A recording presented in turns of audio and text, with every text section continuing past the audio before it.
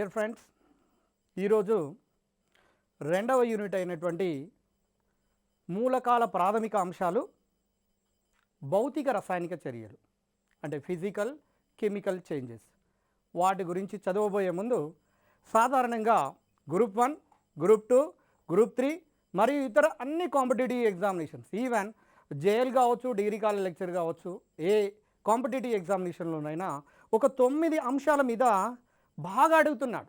ఒక 25 నుంచి 30 సంవత్సరాల ప్రీవియస్ పేపర్లను కనుక గమనించి చూసినట్లయితే ఇవి సాధారణంగా రిపీట్ అవుతున్నాయి. కాబట్టి తప్పకుండా గుర్తుపెట్టుకోవాల్సినటువంటి అవసరం ఉన్నది. అందులో ప్రధానమైనది ఫస్ట్ది కనుక తీసుకున్నట్లయితే కింగ్స్ని కనుక తీసుకున్నట్లయితే ఉదాహరణకు కింగ్ ఆఫ్ ద కెమికల్, రసాయనములలో రాజు ఎవరు? దానికి సల్ఫ్యూరిక్ ఆమ్లము లేదా గంధకీక ఆమ్లము ఆన్సర్. ఎందుకంటే దాన్ని ఎక్కువ పరిమాణం లోపల రసాయనిక శాస్త్రంలో ఉపయోగిస్తారు కాబట్టి. Number 2 king of the metal. మీకు తెలుసు కింగ్ ఆఫ్ ద మెటల్, ఊహించవచ్చు. మెటల్ అనగానే లోహాలలో అతి ముఖ్యమైనటువంటిది ఏంటిది అంటే అది గోల్డ్. ఎందుకంటే జనరల్గా ఇంటి దగ్గర లేడీస్ ఈ గోల్డ్కి ఎంత ఇంపార్టెన్స్ ఇస్తారో ముఖ్యంగా మన భారతదేశంలో మీకు తెలుసు కాబట్టి గుర్తుంచుకోండి. కింగ్ ఆఫ్ ద మెటల్కు ఆన్సర్ గోల్డ్. ఇది రెండవ అంశము. King of the element total chemistry లోపల అంటే 118 మూలకాల్లో అతి ముఖ్యమైనటువంటి మూలకం కార్బన్.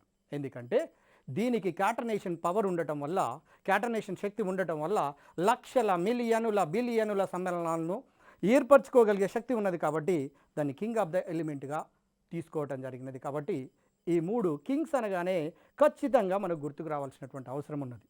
ఇకపోతే రెండవ అంశం ఏంటంటే మెటల్స్ దగ్గరకు రండి.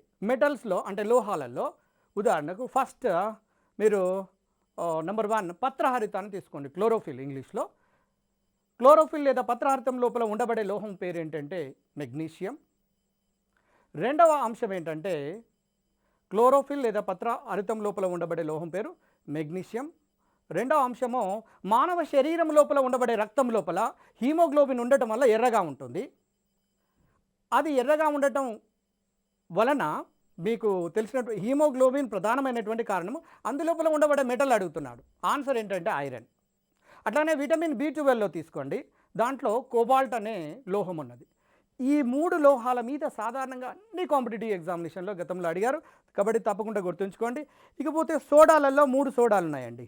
అందులో మొట్టమొదటి సోడా వాషింగ్ సోడా, బట్టల సోడా, దోబీ సోడా అంటాం. దాన్నే రసాయనిక పరిభాష లోపల sodium carbonate Na2CO3 10H2O, Na2CO3 10H2O. Formula ఇక్కడ అడగటం లేదు, ఎక్కడ కూడా రాయటం లేదు, అడగటం లేదు కాబట్టి ఫార్ములా మీద మనం కాన్సన్ట్రేట్ చేయవలసినటువంటి అవసరమే లేదు. ఓన్లీ సోడియం కార్బోనేట్ అనేది గుర్తుంచుకోవడానికి ప్రయత్నం చేయండి. ఇది బట్టల సోడా. కాస్టిక్ సోడా అంటే sodium hydroxide NaOH. Sodium hydroxide అనేది కాస్టిక్ సోడా. ఇకపోతే బేకింగ్ సోడా అంటే the soda which can be useful to prepare the food items. Example మీరు పూరి లాంటిది కనుక తీసుకున్నట్లయితే పూరీలలో బేకింగ్ సోడాను వాడతారు. పూరీలు బాగా ఉబ్బడానికి, అందంగా ఉండటం కోసము, తింటా ఉంటుంటే తినాలి అనిపించడం కోసం ఉండబడే లేదా వంటను తొందరగా కావటం కోసం ఉపయోగించే సోడా బేకింగ్ సోడా. అది సోడియం బైకార్బోనేట్. అది తప్పకుండా గుర్తుంచుకోండి. సోడియం బైకార్బోనేట్ అనేదేమో బేకింగ్ సోడా. రెండవది washing soda sodium carbonate, caustic soda NaOH. ఈ మొత్తం ఈ 9 ప్రాథమికమైనటువంటి అంశాలు తప్పకుండా గుర్తుపెట్టుకోవాలని కోరుకుంటున్నాను. ఇక దానికి తర్వాత రెండవ యూనిట్ అయినటువంటి మూలకాల ప్రాథమిక అంశాలు భౌతిక రసాయనిక చర్యలు కనుక తీసుకొని చూసినట్లయితే అందులో మన గత క్లాస్ లోపల మీరు స్పష్టంగా విన్నారు. ఫస్ట్ పదార్థం గురించి తెలుసు. ఏదైనా కొంత స్థలాన్ని ఆక్రమించి కొంత భారాన్ని కనుక కలిగి ఉంటే దాన్ని పదార్థము అంటారు. పదార్థాన్ని కనుక విభజిస్తూ పోతే చివరకు అణువులు ఏర్పడతాయి. అణువులను కనుక విభజించినట్లయితే ఆ తర్వాత పదార్థం యొక్క చరమకణమైనటువంటి పరమాణువు ఏర్పడుతుంది. ఆ పరమాణువును కనుక పెద్ద సైజు లోపలగా చూసినట్లయితే ఈ విధంగా ఉంటున్నది. ఈ విధంగా ఇక్కడ చూడండి, మీరు గమనించండి. ఈ మధ్య భాగంలో కేంద్రకం ఉంటుంది. దీంట్లో ప్రోటానులు, న్యూట్రానులు అనే ప్రాథమిక కణాలు ఉంటాయి. ఇక్కడ కేంద్రకం చుట్టూ ఎలక్ట్రాన్లు తిరుగుతాయి. అంటే పరమాణువు యొక్క ప్రాథమిక కణాలు ఏవి అంటే ఎలక్ట్రానులు, ప్రోటానులు, న్యూట్రాన్లు. గతం లోపల వీటి మీద ప్రశ్నలు చాలా సందర్భాల లోపల అడగటం జరిగింది. అడిగినటువంటి ప్రశ్నను పోయినటువంటి గత క్లాస్ లోపల మీరు చూడటం జరిగింది. అయితే ఇక్కడ పదార్థములో అతి ముఖ్యమైనటువంటి పదాల గురించి మనం మాట్లాడుకుందాము. పరమాణువు, పరమాణువుని ఇంగ్లీష్లో యాటమ్ అంటారని, పదార్థం యొక్క చరమ కణము, అతి సూక్ష్మమైనటువంటి కణాన్ని పరమాణువు లేదా యాటము అంటారు. ఆ యాటమ్ లోపల ఉండబడే కణాలే ప్రాథమిక కణాలు లేదా మూల కణాలు అంటారు. నెక్స్ట్, పరమాణువులన్నీ కనుక కలిస్తే, దీనికి బాగా అబ్జర్వ్ చేయండి, ఈ సబ్జెక్ట్ కనుక వస్తేనేమో మనకు కెమిస్ట్రీ తర్వాత నువ్వు ఏవైతే చదవబోతున్నావో ఆ అంశాలు అర్థం కావడానికి అవకాశం ఉంది. లేకపోయినట్లయితే బై హార్టెడ్గా కనుక గుర్తుంచుకున్నట్లయితే తెలంగాణ టీఎస్పిఎస్సి లోపల అడుగుతున్నటువంటి కొన్ని కఠినమైనటువంటి ప్రశ్నలకు జవాబు చేయలేము అన్నటువంటిది సత్యాన్ని గమనించండి. పరమాణువులు కలిస్తే అణువు ఏర్పడుతుంది, అణువులన్నీ కలిసినట్లయితే పదార్థాలు ఏర్పడతాయి. అంటే ఇప్పుడు పరమాణువు నిర్వచనం తెలిసిన తర్వాత అణువును గమనించండి. పరమాణువుల సముదాయం వలన ఏర్పడినటువంటి దానిని అణువు అంటారు. అంటే కొన్ని పరమాణువులు కలిస్తే, ఉదాహరణకు మీరు గమనించి చూడండి, H ప్లస్ హెచ్ అనేది ఒక పరమాణువు, ఇంకొక హెచ్ అనేది ఇంకొక పరమాణువు, H2, ఇది అణువుగా మారుతుంది. ఇది అణువు. ఇవి పరమాణువులు, ఇవి పరమాణువులు, ఇది అణువు. అంటే పరమాణువులు అణువులుగా మారుతున్నవి. ఎందుకు పరమాణువులు అణువులుగా మారవలసినటువంటి అవసరం ఏర్పడుతుంది అంటే వాటి స్థిరత్వాన్ని పొందటం కోసం. పరమాణువులకు శక్తి ఎక్కువగా ఉంటుంది కాబట్టి శక్తిని తగ్గించుకొని శక్తి తక్కువగా ఉన్నటువంటి అణువులుగా మారటం కోసం పరమాణువులు రసాయనిక బంధాలలో పాల్గొని అణువులుగా మారుతున్నవి. తర్వాత అణువు నిర్వచనము తెలిసిన తర్వాత మనం గమనించాల్సింది ఏంటంటే పరమాణువుకు సంబంధించినటువంటి సంకేతం అనే పదం. సంకేతము, symbol, short and representation of an element, మూలకాన్ని ఒక సంక్షిప్త రూపంలో తెలియచేసినట్లయితే, ఉదాహరణకు మీరు తీసుకొని చూడండి, హైడ్రోజన్ అనే పదాన్ని తీసుకోండి. హైడ్రోజన్, హైడ్రోజన్ను సింపుల్గా హెచ్ అనే అక్షరంతో సూచిస్తున్నాం. హైడ్రోజన్ను హెచ్, ఆక్సిజన్ను ఓ అనే అక్షరంతో సూచిస్తారు, కార్బన్ను సి అనే అక్షరంతో సూచిస్తున్నాం. అంటే సంక్షిప్తంగా మనము తెలియచేయటం కోసం ఉపయోగిస్తున్నాము. ఇప్పుడు తీసుకున్నటువంటి అంశం ఏంటంటే సింబల్ లేదా సంకేతము. సింబల్ అంటే ఒక మూలకాన్ని సంక్షిప్తంగా తెలియచేసినట్లయితే దాన్ని సంకేతము అంటారు. మూలకాలను సులభంగా అధ్యయనం చేయడం కోసము సంకేతాలను వాడడం జరిగినది. మొదటగా జాన్ డాల్టన్ అనే శాస్త్రవేత్త చిత్రముల ద్వారా తెలియచేసినప్పటికీ కూడా ఆ చిత్రాలు ఉపయోగపడకపోవడం వల్ల ఆ తర్వాత వచ్చినటువంటి బెర్జీలియస్ అనే శాస్త్రవేత్త ఆంగ్ల అక్షరములను బేస్ చేసుకొని మూలకాల యొక్క సంకేతాలను తెలియచేయడం జరిగినది. ఉదాహరణకు హైడ్రోజన్ అనే దాన్ని కనుక తీసుకున్నట్లయితే దాన్ని హెచ్, క్యాపిటల్ హెచ్ అనే సింబల్ ద్వారా, ఒకే ఒక అక్షరం కనుక ఉంటే అది క్యాపిటల్ లెటర్లో ఉండాలి. ఆక్సిజన్ ఓ అనే క్యాపిటల్ లెటర్, నైట్రోజన్ ఎన్ అనే క్యాపిటల్ లెటర్తోని సూచిస్తుంటారు. అయితే కొన్ని సందర్భాలలో ఒకే అక్షరము కాకుండా రెండు అక్షరాలు కలిగినటువంటి సింబల్స్ కూడా ఉన్నాయి. ఉదాహరణకు కాల్షియం కనుక తీసుకొని చూడండి, కాల్షియం లోపల సిఏ చూడండి, సిఏ ఎన్నో సందర్భాల్లో దీని మీద కూడా కొన్నిసార్లు కాంపిటేటివ్ ఎగ్జామినేషన్లో క్వశ్చన్ అడిగిండు. సిఏలో మొదటి అక్షరం క్యాపిటల్ అయితే రెండవ అక్షరం స్మాల్ లెటర్, కానీ ఆప్షన్స్లో ఒక్కోసారి సి క్యాపిటల్, ఏ క్యాపిటల్ కూడా ఇస్తాడు. అప్పుడు ఇది తప్పుగా గుర్తించాలి. రెండు అక్షరాలు కలిగినటువంటి సింబల్స్ కనుక ఉంటే మొదటి అక్షరం తప్పకుండా క్యాపిటల్ లెటర్ ఉండాలి, రెండవ లెటర్ మాత్రము స్మాల్ లెటర్లో ఉండాలి. ఉదాహరణకు ఆర్గాన్ తీసుకొని చూద్దాము. ఆర్గాన్లో ఏఆర్ అంతో చూపిస్తాము. సాధారణంగా ఇప్పుడు మీరు గుర్తుంచుకోవాల్సినటువంటి 1 నుంచి 30 మూలకాల వరకు తప్పకుండా నేర్చుకోవాలండి. మీ అందరికీ తెలుసు, హైడ్రోజన్ వరుసగా helium, lithium, beryllium, boron, carbon, nitrogen, oxygen, fluorine, neon. మొదటి క్లాసులో 10 వరకు గుర్తుంచుకోండి. రెండవ క్లాస్ లోపల 11 నుంచి 20 వరకు గుర్తుంచుకోండి. ఆ తర్వాత క్లాసులో మీకు చెప్తాను. మూడవ క్లాస్ లోపల 21 నుంచి 30 వరకు గుర్తుంచుకోండి.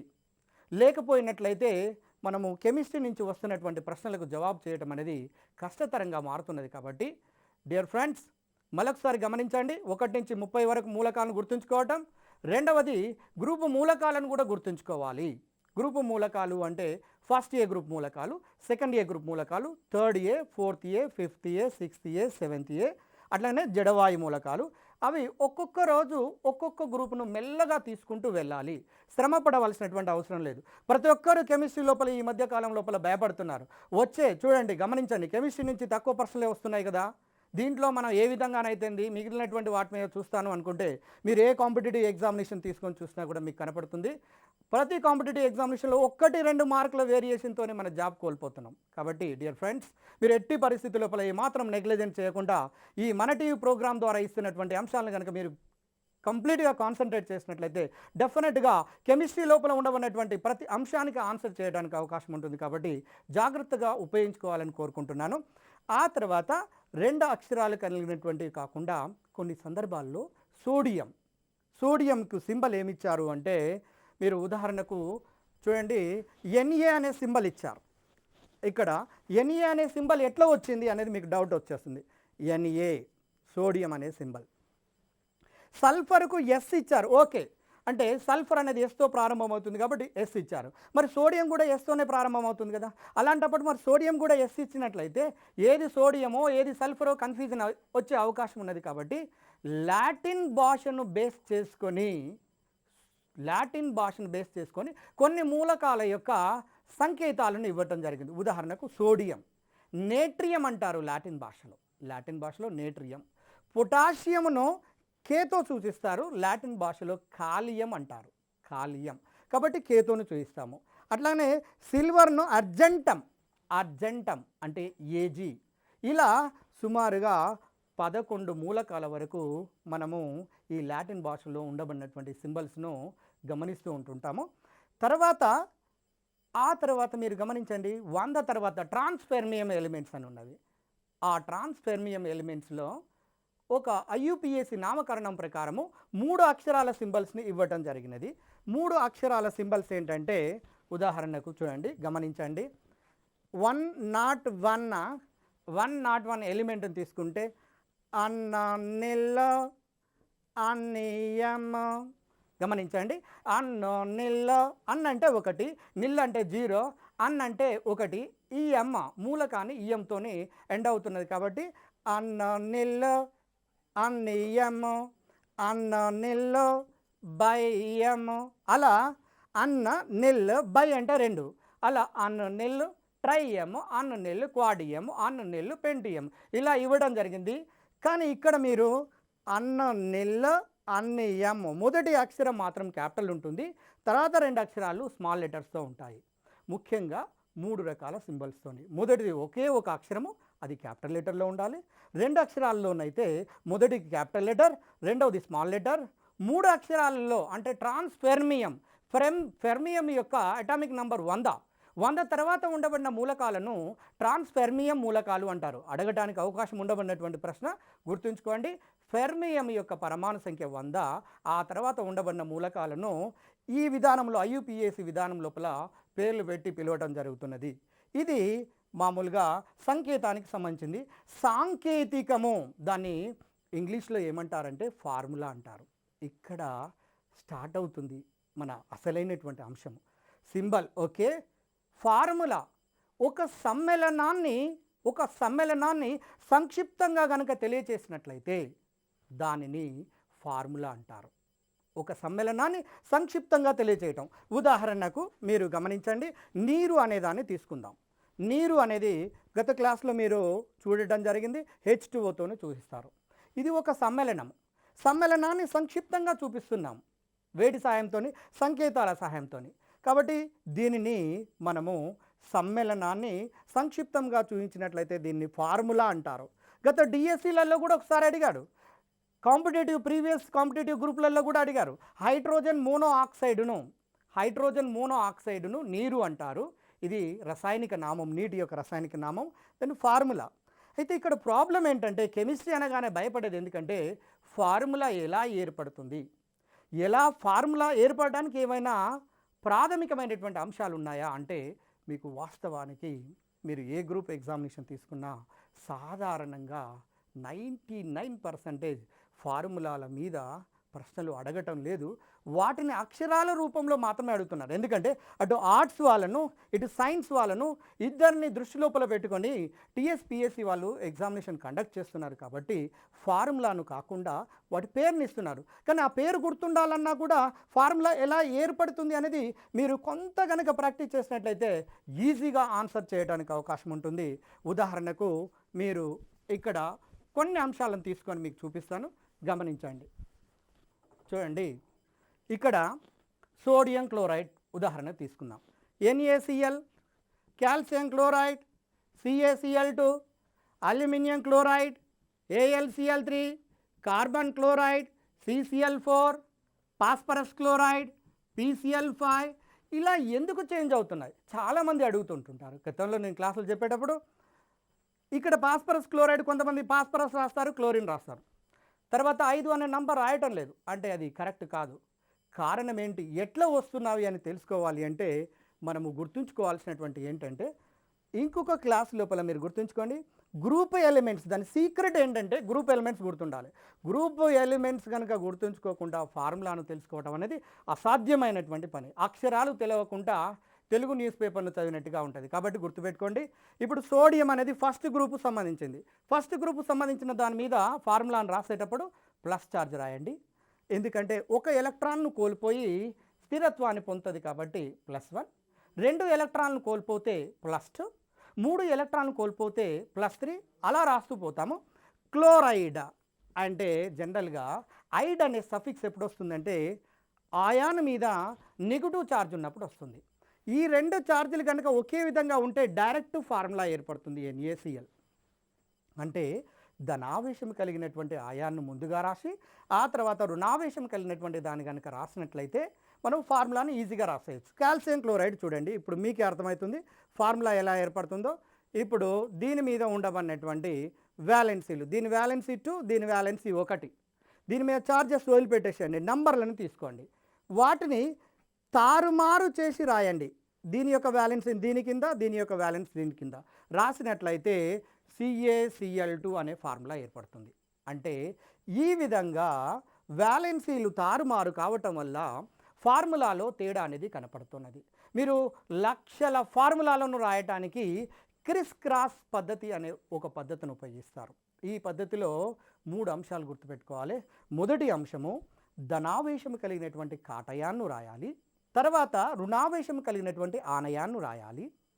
రెండవ అంశంలో వాటి వేలెన్సీలను గుర్తించాలి. వాటి వేలెన్సీ ఇక్కడ 2, దీని వేలెన్సీ 1. మూడవ స్టెప్ లోపల ఈ వ్యాలెన్సీలను తారుమారు చేస్తూ కాల్షియం వ్యాలెన్సీని క్లోరిన్ కిందికి, క్లోరిన్ యొక్క వ్యాలెన్సీను కాల్షియం కిందికి రాసినట్లయితే మీకు ఫార్ములా ఏర్పడుతుంది. ఈ విధంగా అనేక రకాల వేల లక్షల ఫార్ములాలను రాయడానికి అవకాశం ఉంటుంది. అది మీరు తర్వాత గ్రూప్స్ సంబంధించినటువంటి వాటి దగ్గర ఇంకా కొంచెం డీటెయిల్గా చూస్తాము కాబట్టి ఈ పద్ధతిని బేస్ చేసుకొని ప్రయత్నం చేయండి, మీకు చాలా బాగా ఉపయోగపడుతుంది. ఇప్పటి వరకు తెలిసినటువంటి అంశాలు పరమాణువు అంటే ఏంటి, అణువు అంటే ఏంటి, అణు ఫార్ములా అంటే ఏంటి, తర్వాత సంకేతము అంటే ఏంటి అనేవి మనకు తెలిసినవి. ఆ తర్వాత ఇంకొక ప్రాథమిక అంశం ఉన్నది. ఆ ప్రాథమిక అంశం ఏంటంటే అణు ఫార్ములాను కనుక తీసుకొని చూడండి.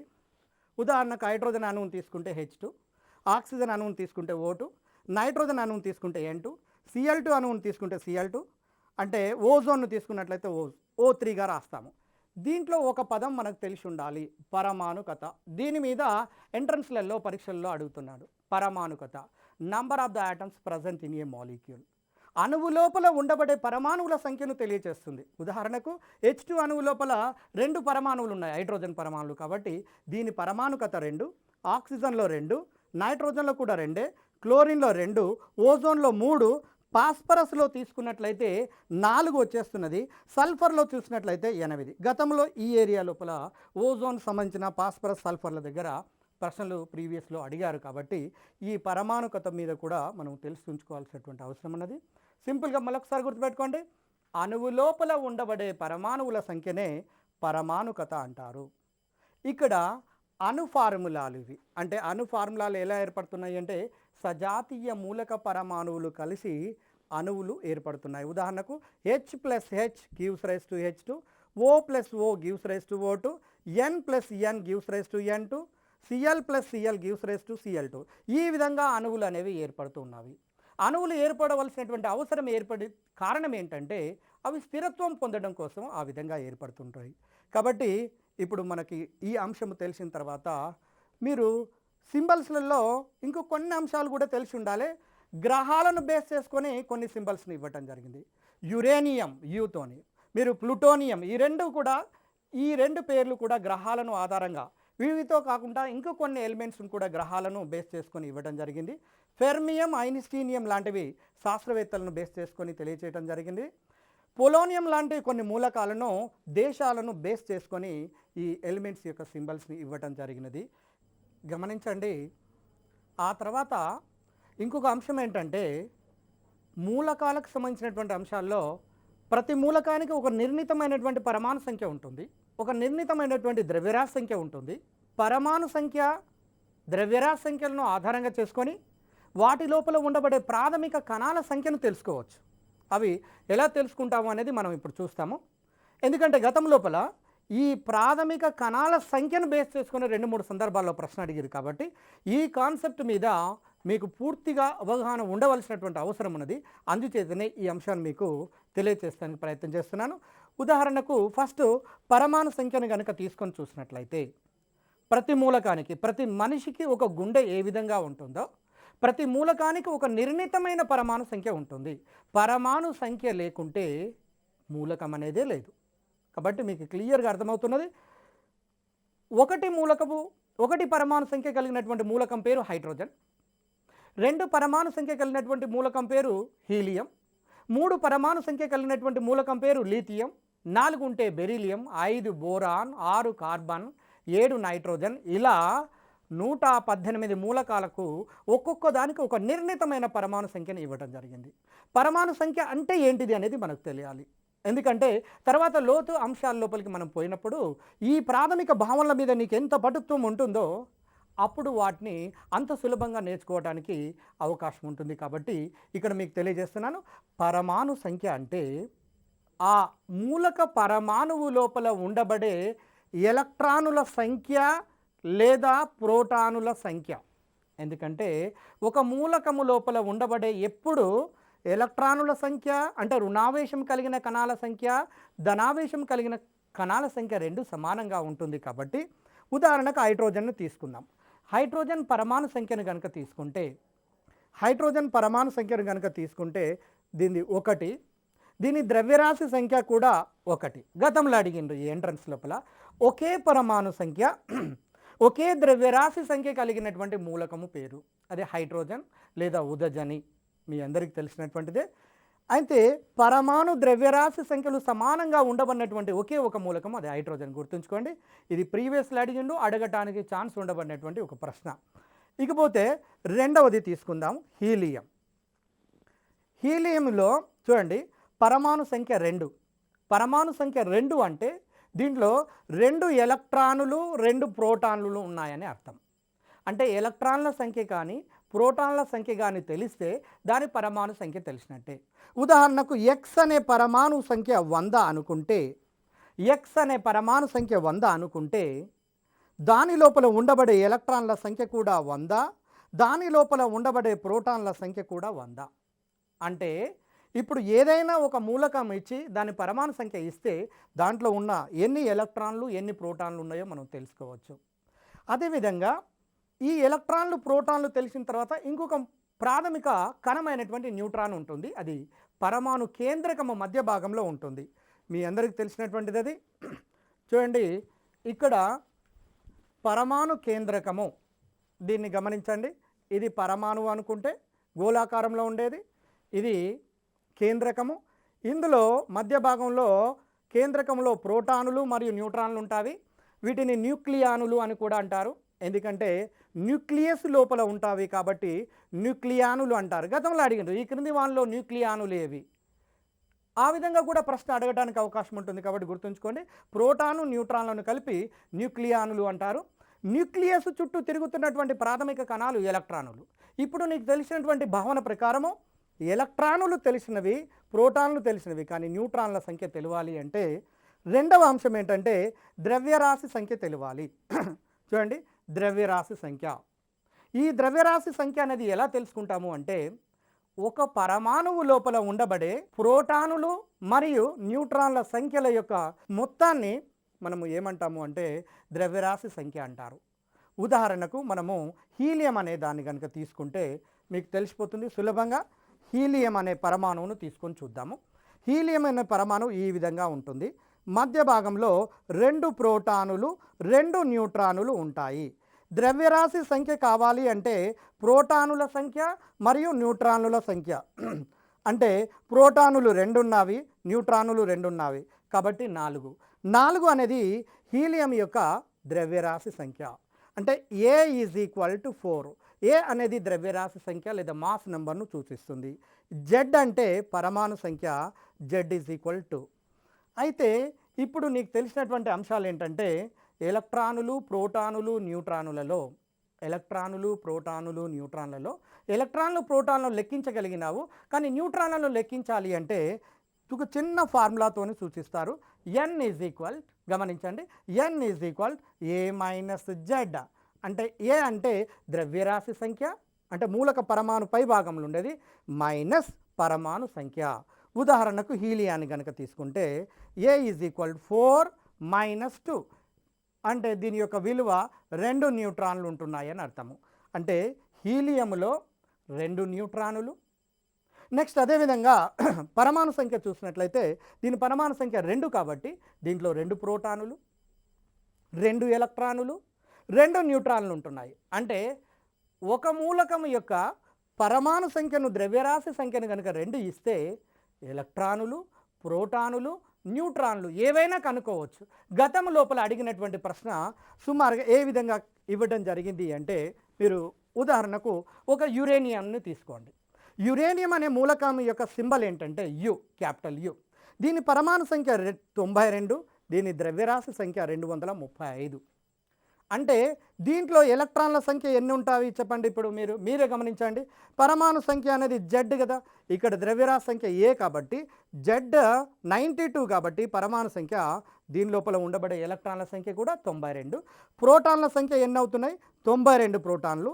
ఎందుకంటే ఎప్పుడు కూడా ఎలక్ట్రానులు, ప్రోటాన్లు 2 కూడా సమాన సంఖ్యలో ఉంటాయి కాబట్టి మూలక పరమాణువు తటస్థంగా ఉంటుంది. అది ధనావేశం ఉండదు, రుణావేశం ఉండదు. నెక్స్ట్ ఆ తర్వాత న్యూట్రాన్ల సంఖ్యను కావాలంటే A - Z అంటే పై నంబర్ మైనస్ కింది నంబర్ను వేస్తే 235 - 92 అంటే యురేనియం లోపల మీరు క్యాలిక్యులేట్ చేయండి, 143 న్యూట్రాన్లు వస్తున్నాయి. ఆ విధంగా ఏ మూలకమైన ఇవ్వనియండి, దాంట్లో ఉండబడే ఎలక్ట్రాన్, ప్రోటాన్, న్యూట్రాన్ల సంఖ్యను మనం తెలుసుకోవడానికి అవకాశం ఉంటుంది. తర్వాత ఈ అంశం తెలిసిన తర్వాత భౌతిక రసాయనిక చర్యలను తీసుకొని చూద్దాం. భౌతిక రసాయనిక చర్యలు అనేవి ముఖ్యంగా కెమిస్ట్రీ ప్రపంచం లోపల అందరికీ తెలియాల్సినటువంటి అంశాలు. ఇక్కడ మీరు చూడండి, ఎంత పెద్ద చర్య ఇచ్చినా ఆర్ట్స్ బ్యాక్గ్రౌండ్, MA ఎకనామిక్స్ చేయనియండి, సివిక్స్ చేయనియండి, లేకపోతే ఏ సబ్జెక్ట్ అయినా చేయనియండి, డైరెక్ట్గా ఆన్సర్ చెప్పే విధానాన్ని మీరు ఈజీగా తెలుసుకోవచ్చు. 2-3 నిమిషాలు దీనిపై కాన్సన్ట్రేట్ చేయడానికి ప్రయత్నం చేయండి. భౌతిక చర్య, రసాయనిక చర్య పైన గమనించండి. భౌతిక చర్య, రసాయనిక, physical change and chemical change. భౌతిక చర్య అంటే ఏమిటి, రసాయనిక చర్య అంటే ఏంటి మనకు తెలియాలి. భౌతిక చర్య అంటే ఒక చర్య జరిగినప్పుడు పదార్థము యొక్క అనుసంఘటనములో అంటే ఫార్ములాలో మార్పు రాకపోయినట్లయితే దానిని భౌతిక చర్య అంటారు. ఇలా మాటల ద్వారా చెప్పినట్లయితే అర్థం కావడానికి అవకాశం ఉండదు కాబట్టి మీరు ఈ ఫార్ములాను చూడండి. ఉదాహరణకు భౌతిక చర్యకు మంచు, ఐస్, దాని యొక్క ఫార్ములా H2O. మంచును వేడి చేయండి, కాస్త నీరుగా మారుతుంది. నీటి యొక్క ఫార్ములా కూడా H2Oనే. నీటిని వేడి చేయండి, నీటి ఆవిరిగా మారుతుంది. నీటి ఆవిరి యొక్క ఫార్ములా కూడా H2Oనే. అంటే మీరు అందరూ గమనించవచ్చు, ఇక్కడ అణు ఫార్ములా అనేది మారలేదు. అణు ఫార్ములా మారలేదు కాబట్టి అది ఏ చర్య అంటారో మీరే ఊహించవచ్చు. ఆ చర్యను భౌతిక చర్య అంటారు. ఎందుకంటే అణు ఫార్ములాలో గనక మార్పు లేకుండా ఉన్నట్లయితే అటువంటి చర్యలను భౌతిక చర్యలు అంటారు. ఇప్పుడు దీన్ని బట్టి నీకేమర్థమవుతుందంటే మంచును వేడి చేస్తున్నావు, వేడి చేయుట, ఈ సింబల్ ట్రయాంగిల్ సింబల్ వాడతారు. దీన్ని వేడి చేస్తే నీరు అయింది, నీరుని వేడి చేస్తే నీటి ఆవిరి అయింది, నీటి ఆవిరిని చల్లారిస్తే నీరు అయింది, నీటిని చల్లారిస్తే మంచు అవుతుంది.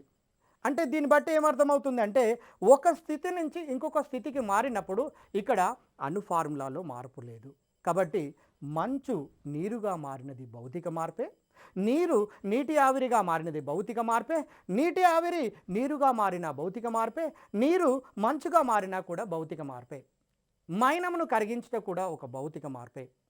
అంటే వాటి ఫార్ములా లోపల మార్పు రావటం లేదు కాబట్టి వాటిని భౌతికమైనటువంటి మార్పుల కిందికి మనం తీసుకుంటాము. అదేవిధంగా భౌతిక మార్పు అనేది ఒక ద్విగత చర్య, ద్విగతము.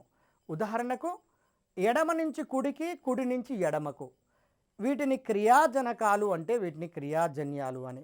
అంటే ఉదాహరణకు ఇక్కడ గమనించండి, A plus B double gives C plus D అంటే వీటిని క్రియాజనకాలు అంటారు, క్రియాజనకాలు. వీటిని క్రియాజన్యాలు అంటారు. చిన్న అంశమే కానీ అడుగుతున్నాడు కాంపిటేటివ్ ఎగ్జామినేషన్లో, కాబట్టి కాన్సన్ట్రేట్ చేయండి.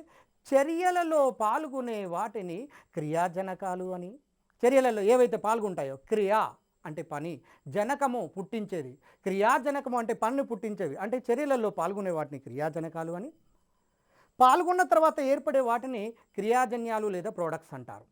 అయితే ఇక్కడ భౌతిక చర్యలను కనుక తీసుకుంటే ఎడమ నుంచి కుడికి అంటే క్రియాజనకాల నుంచి క్రియాజన్యం వైపు, క్రియాజన్యం నుంచి క్రియాజనకం వైపు, ఇరువైపులా చర్య జరగటానికి అవకాశం ఉన్నది. కాబట్టి వీటిని ద్విగత చర్యలు అంటారు. నిజంగా మీరు ఒక్కసారి గమనించి చూడండి, భౌతిక చర్యలను కనుక నువ్వు గమనించినట్లయితే మీరు రసాయనిక చర్యల గురించి చదవవలసిన అవసరం లేదు. ఆటోమేటిక్గా రసాయనిక చర్యలు మీకు అర్థం కావడానికి అవకాశం ఉన్నది. కాబట్టి రసాయనిక చర్యను తీసుకొని చూడండి, ఇక్కడ ఫార్ములాలో మార్పు లేకుంటే రసాయనిక చర్యలో మార్పు అనేది ఉన్నది. అదే భౌతిక చర్యలలో ద్విగత మార్పు అయితే రసాయనిక చర్య అనేది అద్విగతము, అంటే ఒకే వైపు జరుగుతుంది. అంటే ఎడమ నుంచి కుడికి మాత్రమే మారుతుంది కానీ కుడి నుంచి ఎడమకు మారదు. ఉదాహరణకు రసాయనిక చర్యకు ఆహారము జీర్ణమగటం, ఆహారం జీర్ణం అవటం అనేది ఒక రసాయనిక చర్య. కిరణజన్య సంయోగ క్రియ అనేది కూడా ఒక రసాయనిక చర్య. ఎందుకంటే కిరణజన్య సంయోగ క్రియ లోపల ఏ క్రియాజనకాలు అయితే పాల్గొంటున్నాయో క్రియాజన్యాలుగా మారిన తర్వాత మళ్ళీ తిరిగి వెనకకు రాలేవు. ఉదాహరణకు పేపర్ని తీసుకోండి, చిన్న ఎగ్జాంపుల్ మనకు అర్థం కావాలంటే ద బెస్ట్ ఎగ్జాంపుల్, మీరు ఒక చిన్న వైట్ పేపర్ను తీసుకోండి, దాన్ని కాలబెట్టండి. కాలబెట్టినటువంటి పేపర్ను తిరిగి నువ్వు పేపర్ను పొందగలిగితే భౌతిక చర్య. ఎట్టి పరిస్థితి లోపల పేపర్ను కాలబెట్టిన తర్వాత తిరిగి వెనకకు పొందలేము కాబట్టి పేపర్ను కాలబెట్టుట అనేది రసాయనిక చర్య. అదేవిధంగా మీరు రెండవ సిగరెట్ తాగుట, ఐసీసీ సిలబస్ లోపల ఇచ్చారు. సిగరెట్ తాగటం, బీడీలను తాగటం కూడా అంటే అవి ఒక్కసారి కాలిపోయిన తర్వాత తిరిగి పునరావృతము చెందవు కాబట్టి వాటినన్నిటి కూడా రసాయనిక చర్యల కిందకి తీసుకుంటారు. మీరు బోర్డు మీద ఒక్కసారి గమనించండి, ఇది రసాయనిక చర్యనా కాదా మీరే వెంటనే చెప్పవచ్చు. H2+Cl2, చిన్నగా ఆలోచించండి, పెద్దగా భయపడవలసిన అవసరం లేదు. కెమిస్ట్రీ లోపల లాజిక్ దొరికించుకోండి. ఆ మ్యాజిక్ కనుక దొరికిపోయినట్లయితే అతి సులభంగా మీరు ఈ గ్రూప్ 2 ఎగ్జామినేషన్ లోపల ఉండబడిన ప్రతి క్వశ్చన్కు ఆన్సర్ చేయడానికి అవకాశం ఉంటుంది. H2+Cl2 will gives rise to 2SCl. అంటే ఇక్కడ ఉండబడింది H2Cl2లు ఉంటే ఇక్కడ SCl అనేది కొత్తది ఏర్పడింది. కాబట్టి కొత్తది ఏర్పడ్డది కాబట్టి ఇది ఏ చర్యనో మీరు గుర్తుపట్టవచ్చు. ఇది భౌతిక చర్యనా రసాయనిక చర్యనా మీరే చెప్పండి. నేను అనుకుంటాను అందరూ మీరు గుర్తుపట్టవచ్చు, ఇది ఒక రసాయనిక చర్య. ఎందుకంటే ఇక్కడ ఉన్నట్టుగా ఇక్కడ ఉంటే అది భౌతిక చర్య, కానీ ఇక్కడ ఉన్నటువంటివి ఇక్కడ లేదు, కొత్తగా ఫార్ములా కనపడుతుంది కాబట్టి ఇది రసాయనిక చర్య. ఎంత పెద్ద చర్యనన్నా రాయనియండి, బోర్డు నిండా రాయనియండి, ఎడమ వైపు ఏదైతే ఉంటాయో కుడివైపు కూడా అదే విధంగా ఉంటే అటువంటి చర్యలను భౌతిక చర్యలు అంటారు. కానీ ఇక్కడ ఆ విధంగా లేదు కాబట్టి ఇది రసాయనిక చర్య. ఉదాహరణకు రసాయనిక చర్యలకు ఉదాహరణ తీసుకున్నట్లయితే ఇప్పుడే మనం తీసుకున్నాము, ఆహారం జీర్ణం కావటం కావచ్చు, రెండవది పేపర్ను మండించడం కావచ్చు, మూడవది హైడ్రోజన్ క్లోరైడ్ ఏర్పడుట, నాలుగవది కిరణజన్య సంయోగక్రియ, ఐదవది మీరు దీన్ని చూడండి నైట్రిక్ ఆక్సైడ్ ఏర్పడుట, N2+O2 gives rise to 2NO. ఈ రెండింటిని కనుక చర్యను అందిస్తే నైట్రిక్ ఆక్సైడ్ అనే పదార్థం ఏర్పడింది. ఇక్కడ ఉండబడిన ఫార్ములాలు వేరు కాబట్టి ఇది ఒక రసాయనిక చర్య. కాబట్టి మీరు ఎక్కడ కూడా ఏమీ బాధపడవలసిన అవసరం లేదు. ఫార్ములా మారిందా మారలేదా అనేది గమనించండి. దాన్ని ఆధారంగా చేసుకొని భౌతిక రసాయనిక చర్యలను చాలా సులభంగా గుర్తించడానికి అవకాశం ఉంటుంది. ఉదాహరణకు పెట్రోల్ను తీసుకోండి. పెట్రోల్ని తీసుకున్నట్లయితే ఫ్యూయల్ను మండించినట్లయితే దహనము చెంది అంటే ఆక్సీకరణము చెంది మనకు శక్తినిస్తూ బండి నడుపుతూ చివరికి CO లాంటి విషవాయువులను లేదా కాలుష్యానికి కారణమైనటువంటి వాయువులను బయటికి వెదజల్లుతూ కొత్త పదార్థాలుగా మారుతుంది. అంటే పెట్రోల్ మండటం అనేది కూడా ఒక రసాయనిక చర్య. డీజిల్ మండటము దహనము చెందటం అనేది కూడా ఒక రసాయనిక చర్య. కాబట్టి ఇక్కడ భౌతిక రసాయనిక చర్యల దగ్గర ఎటువంటి ప్రాబ్లము మనం పడవలసినటువంటి లేదా సమస్యను తెచ్చుకోవాల్సిన అవసరం లేదు. ఏ చర్యనిచ్చినా కూడా సులభంగా ఆలోచించి మనము ఈజీగా ఆన్సర్ చేయడానికి అవకాశం ఉంటుంది. ముఖ్యంగా దీన్ని బేస్ చేసుకొని చూడండి. ఎందుకంటే గతంలో ఈ ఏరియా లోపల ఎక్కువగా ప్రశ్నలు అడుగుతున్నారు కాబట్టి వాటి గురించి తెలుసుకోవాల్సినటువంటి అవసరము ఎంతైనా ఉన్నది. అయితే భౌతిక చర్యలలోనేమో కొత్త పదార్థం ఏర్పడట్లేదు, అదే రసాయనిక చర్యలలోనైతే కొత్త పదార్థం ఏర్పడుతున్నది. కాబట్టి ఈ ఫండమెంటల్స్ డిఫరెన్స్ని కనుక మనము గుర్తుపెట్టుకున్నట్లయితే భౌతిక రసాయనిక చర్యలను అతి సులభంగా దాని మీద క్వశ్చన్ కనుక వచ్చినట్లయితే మనము చేయడానికి అవకాశం ఉంది. ఉదాహరణకు ప్రశ్న అడుగుతున్నాడు, ఈ క్రింది వాణిలో రసాయనిక చర్య కానిది ఏది? It's a negative question. ఈ క్రింది వాణిలో రసాయనిక చర్య కానిది ఏది? ఏ పేపర్ను మండించుట. బాగా ఆలోచించండి. రసాయనిక చర్య కానిది ఏది? Negative question. అంటే రసాయనిక చర్య కానిది ఏది అంటే భౌతిక చర్య అడుగుతున్నాడు. భౌతిక చర్య పేపర్ను మండించుట. బి పెట్రోల్ను దహనము చెందించుట. సి ఆహారమును జీర్ణమగుట. నాలుగవది ఉదాహరణకు తీసుకున్నట్లయితే మైనమును కరిగించుట. అందులో పై మూడు చర్యలు కూడా రసాయనిక చర్యలు అయితే నాలుగవది ఏంటంటే మైనము కరిగించుట అనేది ఏ చర్య అవుతుంది అంటే భౌతిక చర్య అవుతుంది.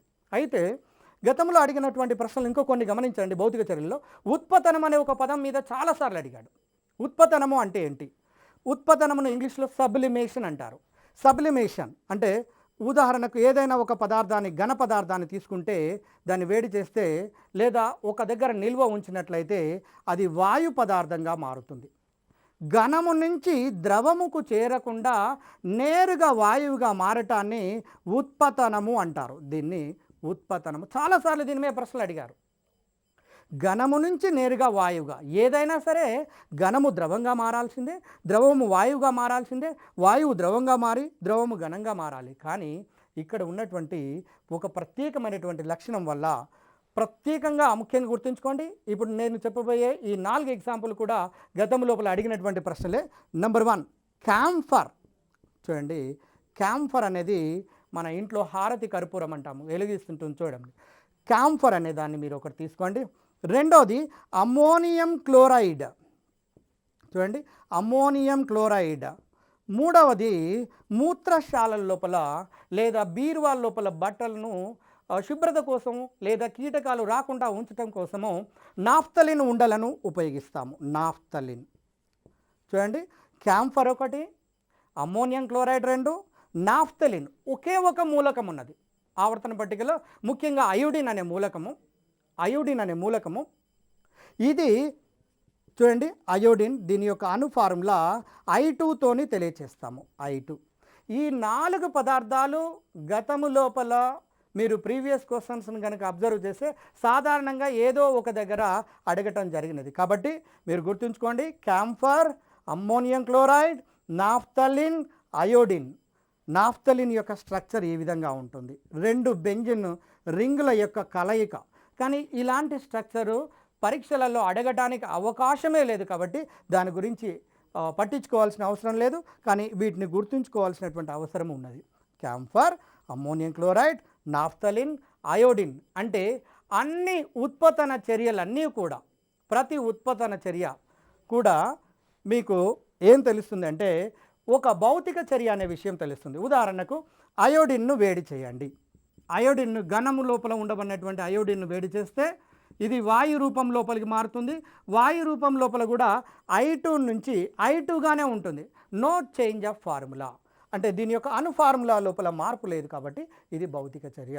అన్ని ఉత్పతన చర్యలన్నీ కూడా భౌతిక చర్యలు అనే విషయము మనకు అర్థమైనది. ఇంకొకటి చూడండి, బాగా అడుగుతున్నటువంటి ఇంకొక ప్రశ్న ఏంటంటే, చూడండి మీరు చిన్న నిత్య జీవితంలో ఉన్నటువంటి ఒక ఎగ్జాంపుల్ తీసుకుందాం. యాపిల్ పండు తీసుకోండి.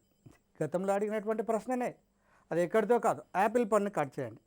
కట్ చేసి ఒక్క నిమిషం లేదా 2 నిమిషాల కాలం బయట ఉంచండి. ఉంచినట్లయితే మీకు వెంటనే అర్థమవుతుంది, తెల్లటి రంగు లోపల ఉండబడిన యాపిల్ ఎర్రటి రంగు లోపల ఉండబడినటువంటి పదార్థంగా మారుతుంది. అంటే ఒక్కసారి తెలుపు నుంచి ఎరుపుగా మారిన తర్వాత ఆ ఎరుపు రంగు ఉండబడినటువంటి తెల్లటి యాపిల్గా మనం మార్చగలమా? మీరే ఆలోచించండి, మీకు తెలిసిపోతుంది అది భౌతిక చర్యనా రసాయనిక చర్యనా అనేది. సింపుల్గా అర్థం చేసుకోవచ్చు. ఒక్కసారి పూర్తిగా రంగు లోపల మార్పు వచ్చేసి మళ్ళీ బ్యాక్ రావటం లేదు కాబట్టి అది ఒక రసాయనిక చర్య. ఎందుకు అలా మారుతుంది అని విశ్లేషణాత్మకమైనటువంటి ప్రశ్నలు ఇటీవల కాలం లోపల కాంపిటేటివ్ ఎగ్జామినేషన్లు అడుగుతున్నారు. కాబట్టి మనం తీసుకున్నటువంటి పండ్లను కూడా అబ్జర్వ్ చేయవలసినటువంటి అవసరం ఉన్నది. పండ్ల లోపల ఎలాంటి చక్కెరలు ఉన్నవి అనేది కూడా అబ్జర్వ్ చేయవలసినటువంటి అవసరం ఉన్నది. ఎందుకంటే గతంలో అడుగుతున్నటువంటి ప్రశ్నలు ఆ విధంగా ఉన్నాయి. ఫ్రూట్ షుగర్ ఏది, ఫ్రక్టోస్ లాంటిది. కానీ మనం ప్రస్తుతం ఈ టాపిక్లో ఏంటంటే భౌతిక రసాయనిక చర్య గురించి మనం మాట్లాడుతున్నాం కాబట్టి ఇది భౌతిక చర్యనా రసాయనిక చర్యనా అంటే యాపిల్ పండు తెల్లటి దాన్ని ఎర్రగా మారిన తర్వాత ఎరుపు నుంచి తెలుపుగా మారటం లేదు కాబట్టి ఇది ఒక రసాయనిక చర్య. కారణం ఏంటంటే దాని లోపల ఉండబడిన ఐరన్ అంటే ఇనుము అనే మూలకము గాలి లోపల ఉండబడినటువంటి ఆక్సిజన్తో చర్యల్లో పాల్గొని ఫెర్రిక్ ఆక్సైడ్ లేదా ఐరన్ ఆక్సైడ్గా మారుతుంది. కాబట్టి ఐరన్ ఆక్సైడ్ ఎర్రగా ఉంటుంది కాబట్టి అది ఒక రసాయనిక చర్యగా మనం భావించవచ్చు. ఇంకొకటి ద వెల్ నోన్ ఎగ్జాంపుల్, 100 సార్లు పరీక్షలు అడిగినటువంటిది, నీకు కొత్తగా చెప్పేది కాదు. కానీ ప్రశ్న ఇలాంటి ప్రశ్న ఏ విధంగా అడుగుతున్నాడో గమనించండి. ఉదాహరణకు ఇనుము అనేది తీసుకున్నట్లయితే ఇనుము త్రుప్పు పట్టినట్లయితే త్రుప్పు పట్టినటువంటి దాన్ని మళ్ళీ తిరిగి యథాస్థితి లోపలికి అదే ఇనుమును పొందగలుగుతామంటే పొందలేం. దాన్ని బట్టి మీకు ఏమర్థమవుతుంది అంటే అది ఒక రసాయనిక చర్య. ఈ రసాయనిక చర్య మీద బ్రహ్మాండమైనటువంటి క్వశ్చన్ టీఎస్పీఎస్సీ వాళ్ళు రేపు అడగడానికి అవకాశం ఉంది. అలాంటి ప్రశ్న ఎలా ఉండొచ్చో ఒకసారి గమనించి చూడండి. ఆ ప్రశ్నను కనుక చూసినట్లయితే చూడండి, ఇనుము త్రుప్పు పట్టినప్పుడు చూడండి ఇక్కడ ఈ క్రింది వాణిలో సరి అయినటువంటి స్టేట్మెంట్ ఏది, ఈ క్రింది వాణిలో సరి అయినటువంటి వాక్యం ఏది, అలా ప్రశ్న అడగవచ్చు. ఉదాహరణకు ఇనుము త్రుప్పు పట్టినప్పుడు అంటే రస్ట్ ఫామ్ అయినప్పుడు ఏమవుతుందంటే బరువు పెరుగుతూ ఉంటుంది. స్టేట్మెంట్స్ ఇలా ఇస్తున్నాడు, బరువు పెరుగుతూ ఉంటుంది. ఇనుము త్రుప్పు పట్టుట అనేది ఒక రసాయనిక మార్పు. చూడండి, ఇనుము త్రుప్పు పట్టుట అనేది ఒక రసాయనిక మార్పు. ఇనుము త్రుప్పు పట్టినప్పుడు దాని లోపల ఏర్పడుతున్నటువంటి పదార్థం Fe2O3 ఫెర్రిక్ ఆక్సైడ్ లాంటిది ఏర్పడుతున్నది. నెక్స్ట్ ఇంకొక స్టేట్మెంట్, ఇనుము త్రుప్పు పట్టుట అన్నది ఒక భౌతిక మార్పు అని ఇచ్చి దీంట్లో ఈ క్రింది వాణిలో సరి అయినటువంటి వ్యాఖ్య కానిది ఏది, ఇనుము త్రుప్పు పట్టుటకు సంబంధించినటువంటిది అన్నప్పుడు బరువు పెరగటం, ఐరన్ అనేది ఐరన్ ఆక్సైడ్గా మారింది కాబట్టి బరువు పెరుగుతుంది. నెంబర్ 2, ఫార్ములాలో చేంజ్ వచ్చేసింది కాబట్టి ఇది ఒక రసాయనిక మార్పే. ఓకే, దీంట్లో అంతిమంగా ఏర్పడేది ఫెరిక్ ఆక్సైడ్ ఏర్పడుతుంది కాబట్టి ఇది కూడా సరైనటువంటిదే. ఇక ఇనుము రస్ట్ లేదా త్రుప్పు పట్టడం అనేది భౌతిక మార్పు కాదు కాబట్టి ఇక్కడ అడిగిన ప్రశ్న ఏంటంటే ఈ క్రింది వాణిలో సరి అయినటువంటి వ్యాఖ్య కానిది త్రుప్పు పట్టడానికి సంబంధించినటువంటి అంశంలో అన్నప్పుడు దానికి ఆన్సర్ ఏమవుతుందంటే 4వ స్టేట్మెంట్ అవుతుంది, భౌతిక మార్పు. లేదా ఈ క్రింది వాణిలో రసాయనిక మార్పులకు సంబంధించినటువంటి అని కూడా ఇంకొక రకంగా ప్రశ్నలు అడగడానికి అవకాశం ఉన్నది. కాబట్టి ఈ విధంగా భౌతిక రసాయనిక చర్యలను కనుక మీరు పరిశీలించి చూసినట్లయితే ఎక్కడ ఏ చర్య ఇచ్చినా కూడా అతి సులభంగా మనం గుర్తుపెట్టుకోవడానికి అవకాశం ఉంటుంది. కాబట్టి గతము లోపల ఉండబడినటువంటి ప్రీవియస్ క్వశ్చన్లు మీరు ఎక్కడ అబ్జర్వ్ చేసినా కూడా మీకు తెలిసిపోతుంది. గతంలో అడిగినటువంటి ముఖ్యంగా ఉత్పత్తన చర్యల మీద, ఈ త్రుప్పు పట్టడం సంబంధించినటువంటి మీద, నిత్య జీవితంలో జరుగుతున్నటువంటి సంఘటనలకు సంబంధించినటువంటి వాటి మీద, గోడలకు వేసినటువంటి సున్నము మీరు గమనించే ఉండొచ్చు.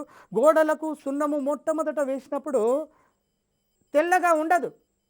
కొంత సమయం తర్వాత మీరు చూడండి, చాలా తెల్లగా అందంగా చూస్తుంటుంటే చూడాలి అనిపించేటట్టుగా కనపడుతుంటుంటుంది. అంటే ఇది ఏ మార్పు అంటే ఒక రసాయనిక మార్పు. ఇక్కడ రసాయనిక మార్పు జరుగుతున్నది కాబట్టి తెల్లగా మారుతుంది. మొట్టమొదట మసకగా ఉండబడినటువంటిది తెల్లగా మారుతుంది. కారణం ఏంటంటే అక్కడ కాల్షియం ఆక్సైడ్ అనేది అక్కడ నీటితో చర్యనొందినప్పుడు కాల్షియం హైడ్రాక్సైడ్గా ఉండి, కాల్షియం హైడ్రాక్సైడ్ అనేది వాతావరణం లోపల ఉండబడిన CO2తో చర్యనొంది కాల్షియం కార్బోనేట్, తెల్లటి కాల్షియం కార్బోనేట్ ఏర్పడుతుంది. కాబట్టి కొంత సమయం తర్వాత ఎప్పుడైతే CO2 వాయువు ఆ సున్నానికి కాల్షియం హైడ్రాక్సైడ్కి తాకుతుందో కెమికల్ రియాక్షన్ జరిగి నూతనమైనటువంటి కాల్షియం కార్బోనేట్ అనే ఒక తెల్లటి పదార్థాన్ని ఏర్పాటు చేస్తుంది. కాబట్టి ఆ గోడలను చూసినట్లయితే మీకు తెల్లగా కనపడతాయి.